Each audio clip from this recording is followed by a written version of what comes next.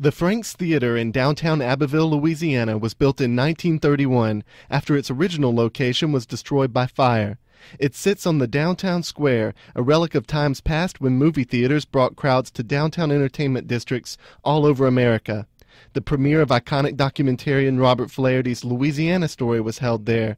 Scenes from the 1988 remake of The Blob were filmed there.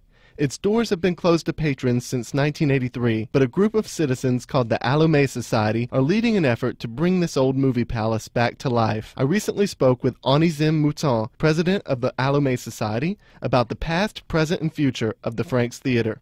Mr. Mouton, tell me about the community-led effort to save the Franks Theater. Well, it started a couple of years ago when the Main Street program in Abbeville had been really trying to get the city to take over the Franks Theater and turn it into some sort of a theater or a community center. And when the efforts of that were about to fade away and the city decided not to pursue it, then a few concerned citizens kind of got together and formed a nonprofit and started pursuing it seriously. It's like, how can we take the effort over? How do you see a restored Franks Theater affecting the cultural and economic life of Abbeville?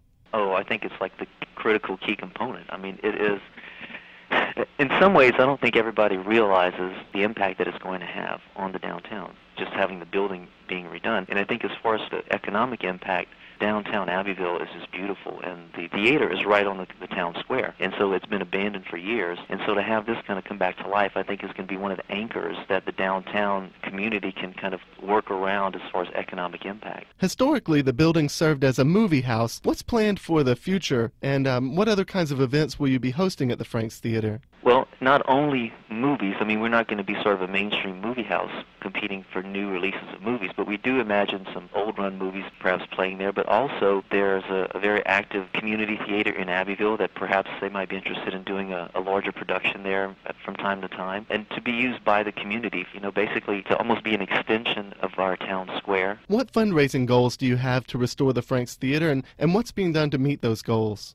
What we're kind of envisioning and would like to see the city have is probably going to be somewhere around a $5 million project. But, you know, starting out where we are now with a couple of $100,000, we're phasing the project so that, you know, we're going to start out maybe as a partially an open-air pavilion. To learn more about the effort to save the Franks Theater, as well as the history and the planned future of the building, visit www.savethefranks.org. For Red River Radio, I'm Chris J.